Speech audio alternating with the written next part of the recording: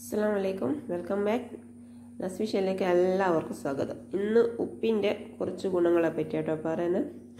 ഉപ്പ് നമുക്കൊരു ഭക്ഷണ വസ്തുവല്ല, നമുക്ക് ഉപ്പ് വെറുതെ കഴിക്കാൻ പറ്റില്ലല്ലോ. പക്ഷേ ഉപ്പില്ലെങ്കിലോ അധിക ഭക്ഷണത്തിന് ടേസ്റ്റ് ഉണ്ടാവില്ല അല്ലേ. അപ്പോൾ ഉപ്പ് ഇല്ലാതിരുന്നാൽ മാത്രമല്ല, ഉപ്പ് കുറച്ച് കൂടിപ്പോയാലും ടേസ്റ്റ് ഉണ്ടാവില്ല, നമുക്ക് കഴിക്കാൻ പറ്റില്ല. പിന്നെയെന്ന് വെച്ചാൽ ഉപ്പിൻ്റെ അളവ് ഓരോരുത്തർക്കും ഓരോ വ്യത്യാസമായിരിക്കും. ചില ആൾക്കാർക്ക് ഉപ്പ് കുറച്ച് കൂടുതൽ വേണം, ചില ആൾക്കാർക്ക് കുറച്ച് ഉപ്പ് മതി. അപ്പോൾ എങ്ങനെയായാലും ഒരു പ്രായപൂർത്തിയായ ഒരു മനുഷ്യന് 4 ഗ്രാം ഉപ്പിൻ്റെ ആവശ്യമേ ഉള്ളൂ. അപ്പോൾ ഓരോരുത്തർ ആവശ്യം പോലെയാണത്. കുറച്ച് ആൾക്കാർ കൂടുതൽ കഴിക്കും, കുറച്ച് ആൾക്കാർ തീരെ കുറക്കും.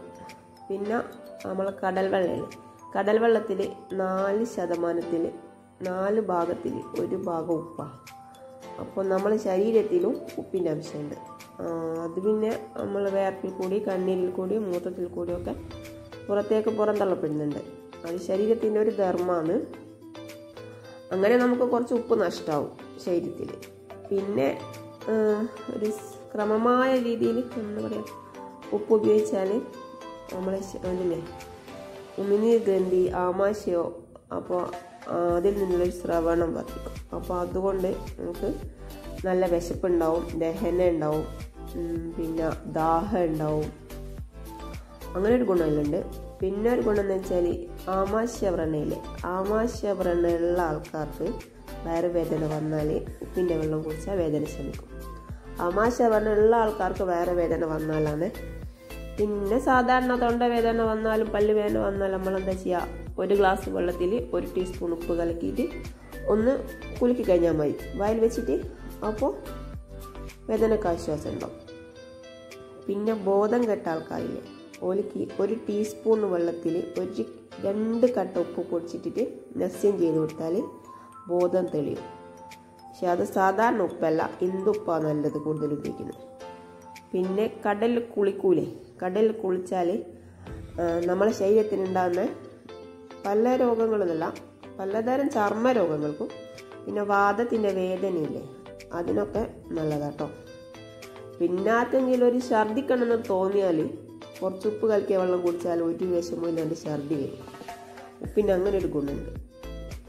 പിന്നെ തലയിലെ താരൻ കുറച്ച് പിന്നെ അഴുക്കും, ചെറിയ തോതിൽ ഉപ്പ് കലക്കിയ വെള്ളത്തിൽ തല കഴുകിയാൽ അഴുക്കും പോവും, താരനും കുറവുണ്ടാവും കേട്ടോ.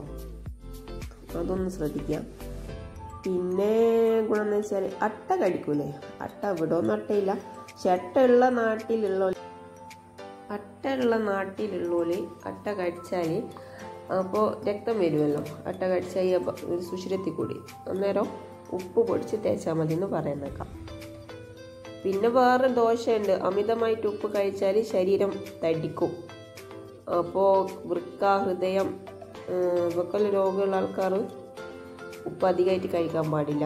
പിന്നെ ശരീരത്തിൽ നീരുള്ള ആൾക്കാരില്ലേ, ഓല് ഉപ്പ് ഉപേക്ഷിക്കണം കേട്ടോ. പിന്നെ പ്രഷർ, രക്തസമ്മർദ്ദം അതുള്ളോലും ഉപ്പ് ഒന്നുകിൽ കുറക്കുക അല്ലെങ്കിൽ തീരെ ഉപേക്ഷിക്കുക. അത് നോട്ട് ചെയ്യേണ്ടതാണ്. പിന്നെ ഉപ്പാരും അമിതമായിട്ടും തെറ്റായ രീതിയിൽ ഉപയോഗിക്കുന്നില്ല, അങ്ങനൊരു കാര്യമുണ്ട്. ഉപ്പ് നമ്മൾ ആവശ്യത്തിന് കഴിച്ചാൽ നല്ലതാണ്, പക്ഷെങ്കിൽ അധികം പോയാൽ ഭയങ്കര ദോഷം കേട്ടോ. പിന്നെ ഉപ്പ് ആയുർവേദത്തിൽ 5 തരത്തിലുള്ള ഉപ്പുണ്ട്.